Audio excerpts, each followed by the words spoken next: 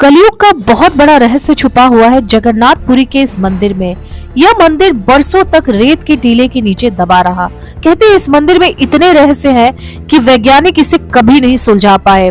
दोस्तों, हिंदू धर्म में 4 धामों की चर्चा की गई है। ये 4 धाम हैं बद्रीनाथ, रामेश्वरम, द्वारिका और जगन्नाथपुरी। इन 4 धामों को अलग अलग काल खंडों में बनाया गया है। ये 4 काल खंड है सतयुग, त्रेता युग, द्वापर युग और कलयुग। सतयुग में बद्रीनाथ की स्थापना हुई, त्रेता युग में रामेश्वरम की, द्वापर युग में द्वारिका की और कलयुग में जगन्नाथपुरी मंदिर की स्थापना हुई। दोस्तों, कहते हैं कि अलग अलग काल खंडों में बनाया गया यह मंदिर भगवान विष्णु के अलग अलग अवतारों को दर्शाता है और कहीं न कहीं हर युग में भगवान विष्णु ने अपने भक्तों की रक्षा के लिए अवतार लिए और उनके अलग अलग अवतारों का प्रतीक है ये 4 धाम। तो जगन्नाथपुरी मंदिर में भगवान किस रूप में अवतरित हैं? दोस्तों, जगन्नाथपुरी के मंदिर में भगवान पुरुषोत्तम नील माधव के रूप में पूजे जाते हैं और यहाँ पर इन्हें इसी नाम से पूजा जाता है। दोस्तों, क्या आपको पता है ये मंदिर किसने बनवाया? इस मंदिर का निर्माण गंग वंश के राजा अनंत वर्मन ने 12वीं शताब्दी में करवाया था। भगवान विष्णु को मानव जाति का रक्षक कहा गया है। कहा जाता है कि हर युग में भगवान अपने भक्तों की रक्षा के लिए आते हैं, लेकिन कहा गया है कि जब कलयुग के अंत की शुरुआत होगी तो जगन्नाथपुरी का मंदिर पूरी तरह से समुद्र में डूब जाएगा और भगवान जगन्नाथ वैकुंठ चले जाएंगे।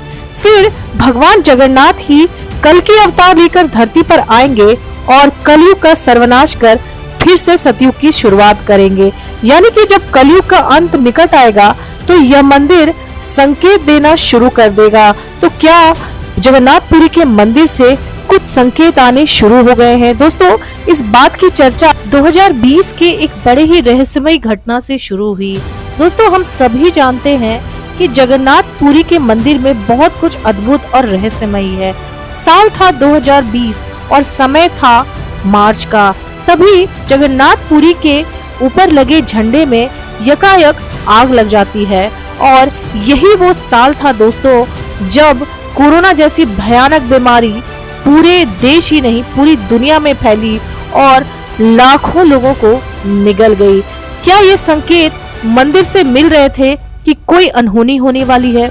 दोस्तों, यही नहीं, इसी साल कुछ और भी हुआ जो लोगों को चकित करता है। दोस्तों, कहते हैं जगन्नाथपुरी के मंदिर के ऊपर से कोई जहाज नहीं उड़ता, कोई पक्षी इसके ऊपर नहीं बैठता, लेकिन इसी साल एक बाज इस मंदिर के झंडे के ऊपर बैठा हुआ देखा गया।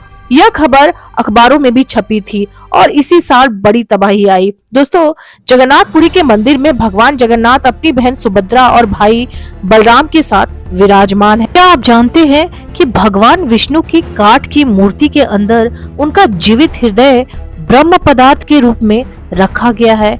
जी हाँ, यहाँ पे मूर्ति काठ की बनी हुई है जो हर 12 साल में बदली जाती है, क्योंकि हम सब जानते हैं कि लकड़ी समय के साथ खराब हो जाती है, इसीलिए मूर्तियों को 12 साल में बदला जाता है। इस दिन पूरी शहर की बिजली काट दी जाती है और जो मुख्य पुजारी है वो अपनी आंखों पर पट्टी और हाथ में ग्लव्स बांधकर इस ब्रह्म पदार्थ को नई काठ की बनी मूर्ति में रख देते हैं। उसे अपने हाथों में लेने वाले मुख्य पुजारी का कहना है कि जब आप इस ब्रह्म पदार्थ को हाथ में लेते हैं तो आपको महसूस होता है कि आपने जिंदा खरगोश को हाथों से पकड़ा हुआ है। वे कहते हैं कि इसे आज तक किसी ने नहीं देखा, क्योंकि जिस किसी ने भी इसे देखने की कोशिश की उसकी मृत्यु तय है। जिसने भी इसे देखा वह इस दुनिया में दोबारा नहीं दिखता है, वह मर जाता है। दोस्तों, इस मंदिर के और भी बहुत सारे रहस्य हैं जो मैं आपको बताने वाली हूँ। वीडियो में बने रहिए और चैनल को सब्सक्राइब जरूर कीजिएगा।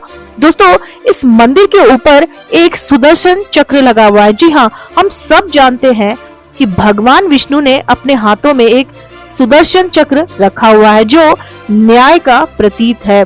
दोस्तों, क्या आप जानते हैं कि इस मंदिर की परछाई कभी भी दिन के किसी भी समय धरती पर नहीं पड़ती और हर साल इस मंदिर से एक रथ यात्रा निकलती है जिसमें देश विदेश से लाखों करोड़ों की भीड़ आती है। दोस्तों मंदिर के ऊपर लगा सुदर्शन चक्र जो कि भगवान विष्णु का अस्त्र है, उसे आप किसी भी दिशा से देखेंगे उसकी फेसिंग आप ही की तरफ होगी, यानी कि वह आपको बिल्कुल सीधा ही दिखाई देगा। आप उसे किसी भी दिशा से देखें वो आपको अपनी तरफ ही दिखेगा। दोस्तों इस मंदिर के ऊपर जो झंडा लगा हुआ है उसे पुजारी उल्टा चढ़कर हर दिन बदलते हैं, और खास बात यह है जो कि वैज्ञानिकों को परेशान करती है कि यह झंडा हमेशा हवा की विपरीत दिशा में ही लहराता है। तो आखिर ऐसा कैसे हो सकता है? दोस्तों इस मंदिर में गैर हिंदुओं को प्रवेश करना मना है। इसी वजह से हमारी ex prime minister Indira Gandhi जब इस मंदिर में दर्शन करने गई तो उन्हें अंदर दर्शन करने नहीं दिया गया, क्योंकि उन्होंने फिरोज गांधी से शादी की थी जो कि एक फारसी थे। दोस्तों इस मंदिर में सिर्फ हिंदू ही दर्शन कर सकते हैं। दोस्तों भगवान ने गीता में अपने उपदेश में कहा था कि मैं जब कलयुग के समाप्ति में कल की अवतार लेकर आऊंगा उससे पहले मैं जगन्नाथपुरी के मंदिर से विलुप्त हो जाऊंगा, तभी मैं वापस कल्कि के रूप में अवतार लूंगा, और उस वक्त जो लोग भी मेरे साथ इस युद्ध को, कलयुग के युद्ध को लड़ेंगे वो वापस जीवित होकर